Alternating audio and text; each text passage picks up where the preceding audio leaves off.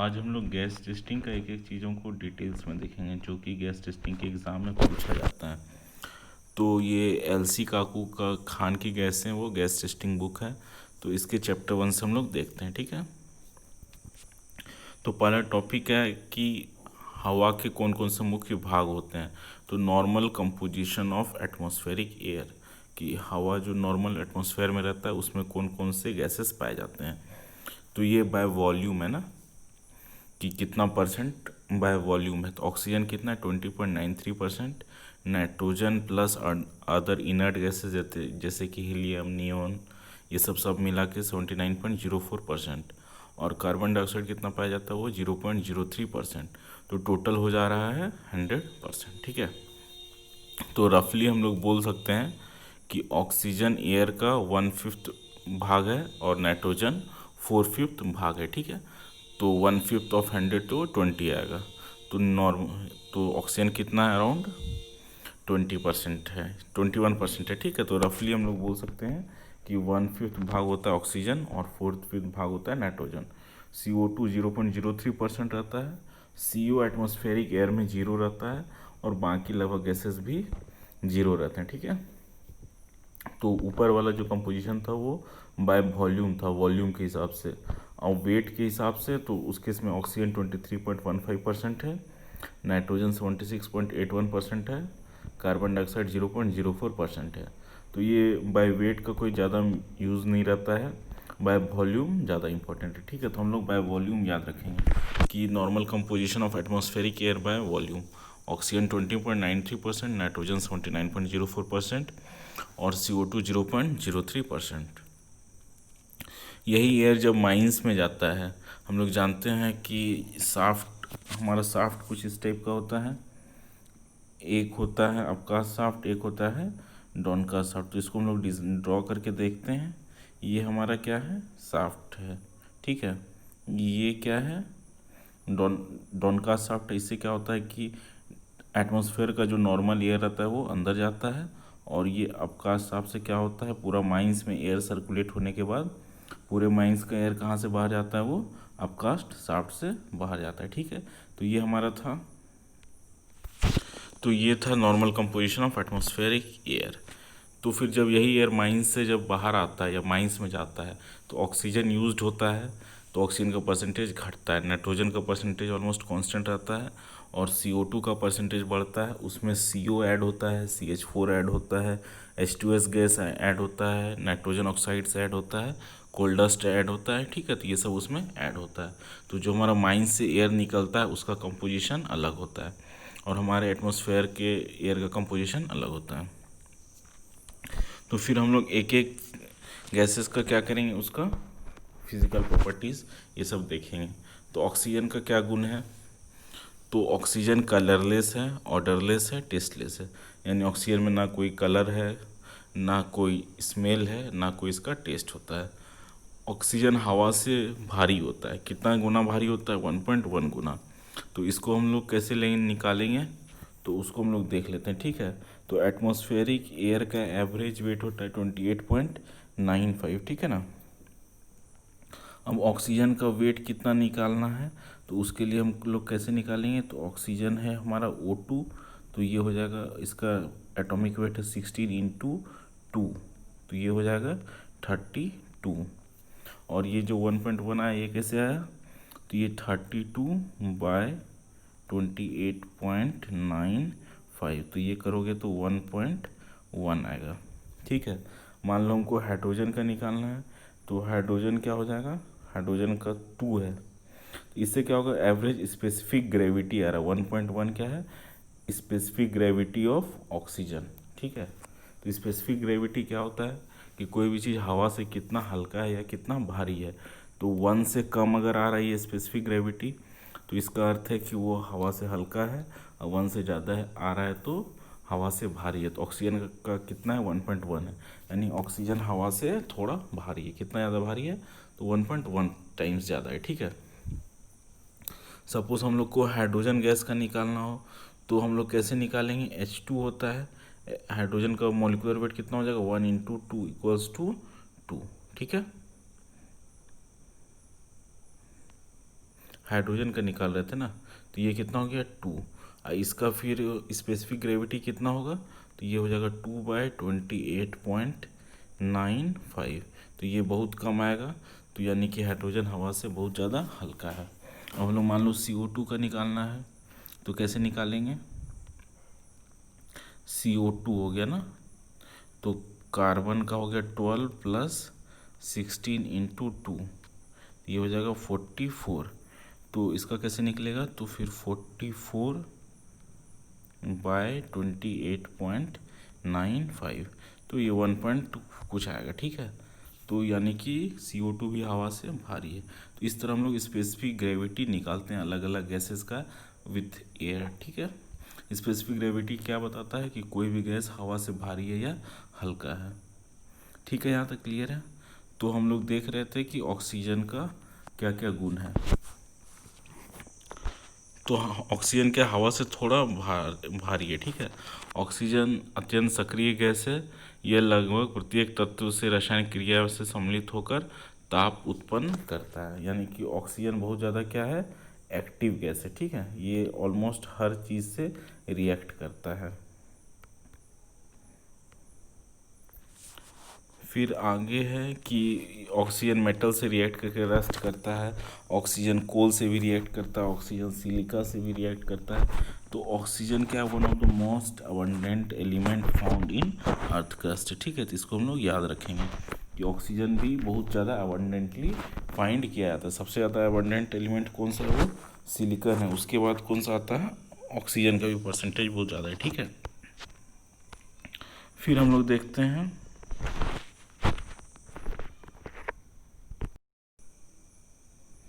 फिर nitrogen gas हम लोग देखते हैं, ठीक है। तो नाइट्रोजन का कितना होगा मॉलिक्यूलर वेट 28, तो 28/28.95, तो ये 1 से थोड़ा सा कम आएगा। यानी कि नाइट्रोजन हवा से बहुत थोड़ा सा हल्का है, ठीक है। तो नाइट्रोजन गैस में भी ना कोई कलर होता है, ना स्मेल होता है, ना टेस्ट होता है। यह हवा से कुछ हल्की है। तो इसका स्पेसिफिक ग्रेविटी कितना 0.97। तो नाइट्रोजन का मोलिकुलर वेट है 14 × 2 28। तो 28 को हम लोग 28.95 से डिवाइड करेंगे तो वो 0.97 आएगा। यानी कि हवा से थोड़ा सा हल्का है। यह निष्क्रिय गैस है, यानी कि इनएक्टिव गैस है, इनर्ट गैस है।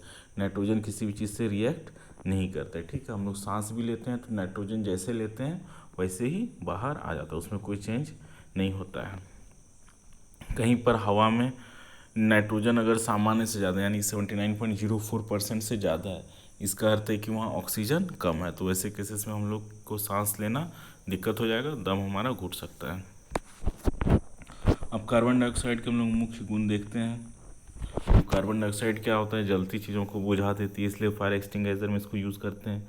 ये हवा से 1.5 गुना भारी होता है। कैसे निकाले, तो इसका मॉलिक्यूलर वेट CO2 का है, कार्बन का 12 और ऑक्सीजन का 16 × 2 32, 32 + 12 44, 44/28.95, तो ये 1.5 आएगा। कार्बन डाइऑक्साइड भी कलरलेस है और इसमें कोई स्मेल नहीं आता है, ठीक है।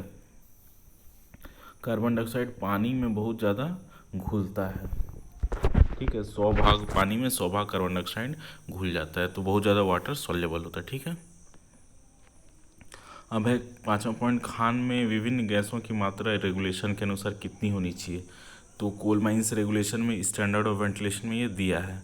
तो ऑक्सीजन मिनिमम वैसा जगह जहाँ आदमी वर्क कर रहा हो या उधर से पास हो रहा हो, तो वहाँ कम से कम मिनिमम 19% ऑक्सीजन होना चाहिए।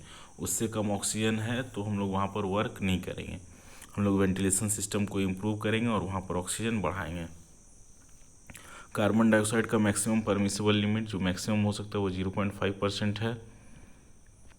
और फिर ये मीथेन, मीथेन का क्या है कि कहीं भी नॉर्मल पार्ट ऑफ माइंस में जहाँ वर्क कर रहे हैं वहाँ 1.25% से ज़्यादा नहीं होगा और रिटर्न में 0.75% से ज़्यादा नहीं होगा। अगर कहीं भी वर्किंग में 1.25% से ज़्यादा है तो हम लोग वहाँ पर इमीडिएटली इलेक्ट्रिसिटी को ऑफ करेंगे और वेंटिलेशन सिस्टम को इम्प्रूव करेंगे ताकि मीथेन को 1.25 से कम किया जा सके, ठीक है।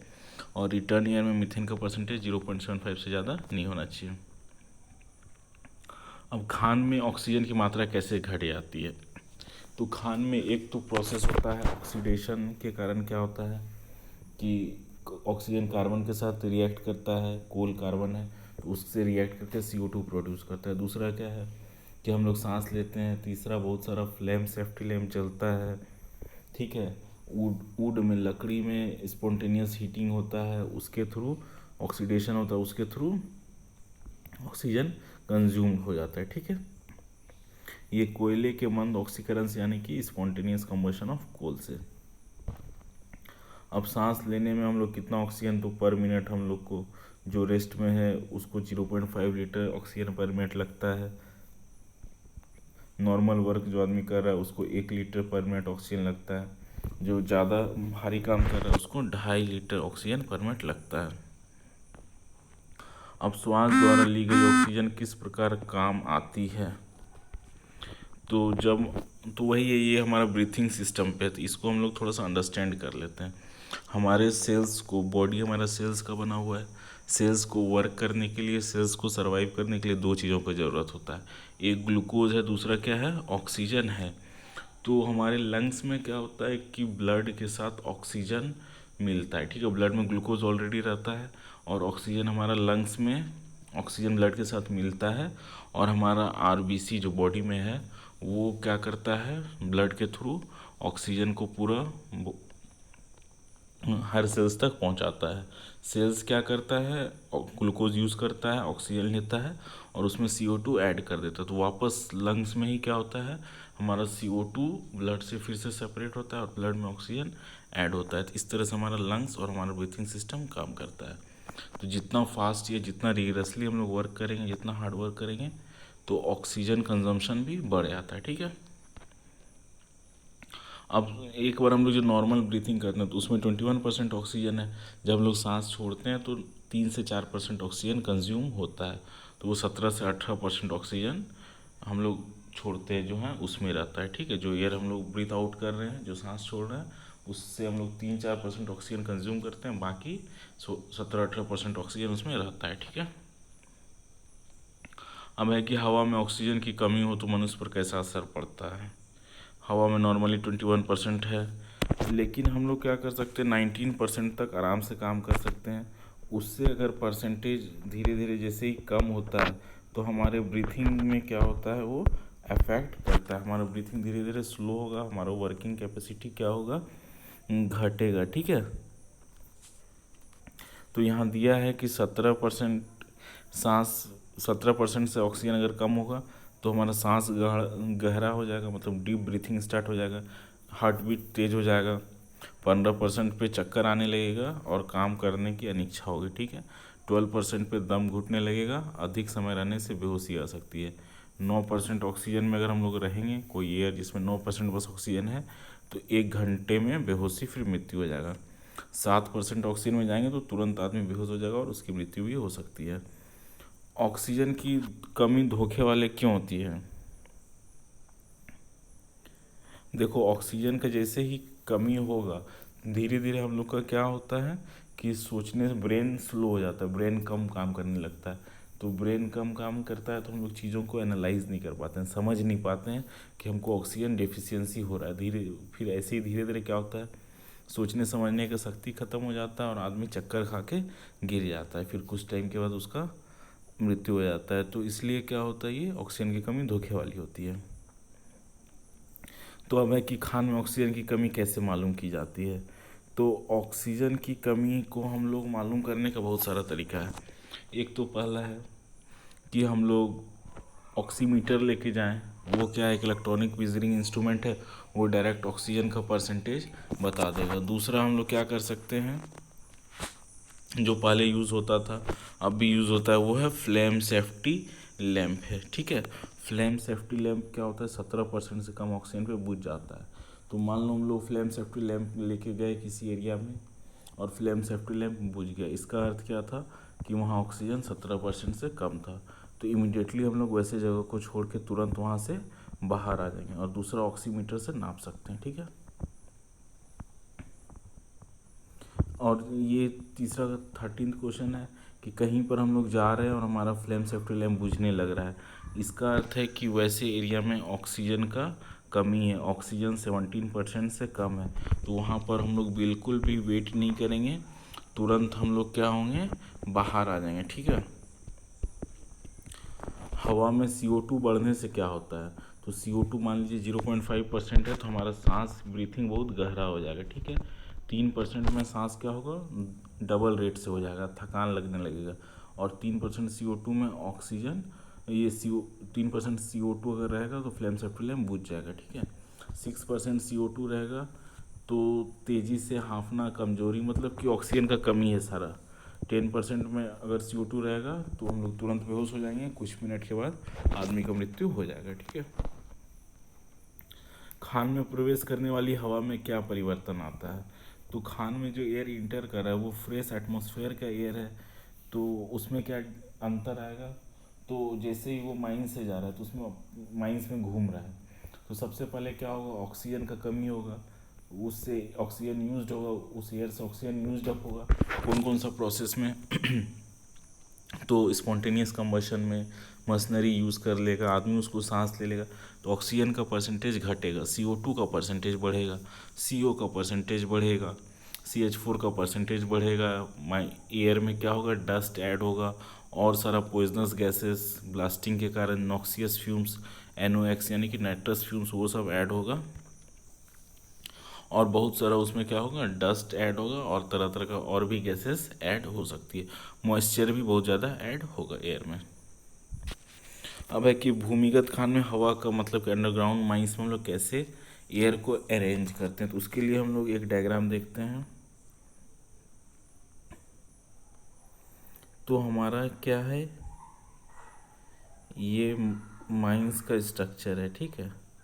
ये क्या है, डाउनकास्ट शाफ्ट है, ये है अपकास्ट शाफ्ट। तो ये अपकास्ट शाफ्ट से एक मेन फैन जुड़ा रहता है, ठीक है। ये फैन क्या होता है, एग्जॉस्ट फैन होता है। ये हवा को खींच के बाहर खींचता है, तो हवा खींचता है तो बाहर हवा ऐसे जाती है और बाहर निकलती है। तो इधर का स्पेस क्या होता है, खाली हो जाता है, तो यहाँ से एटमॉस्फेरिक एयर क्या होता है, अंदर सक होता है, ठीक है। तो हम लोग क्या करते हैं कि एग्जॉस्ट फैन को अपकास्ट शाफ्ट में लगाते हैं। अपकास्ट शाफ्ट क्या है, जिधर से गर्म हवा निकलता है, यानी माइंस से हवा इधर से निकलता है, तो हम लोग सक्शन इफेक्ट से हम लोग क्या करते हैं, माइंस में एयर सप्लाई करते हैं, ठीक है। तो अपकास्ट शाफ्ट क्या है, जिससे गर्म गैसेस माइंस से बाहर निकलता है, और डाउनकास्ट शाफ्ट क्या है, जिससे कि नॉर्मल एटमॉस्फेरिक फ्रेश एयर अंदर जाता है, ठीक है।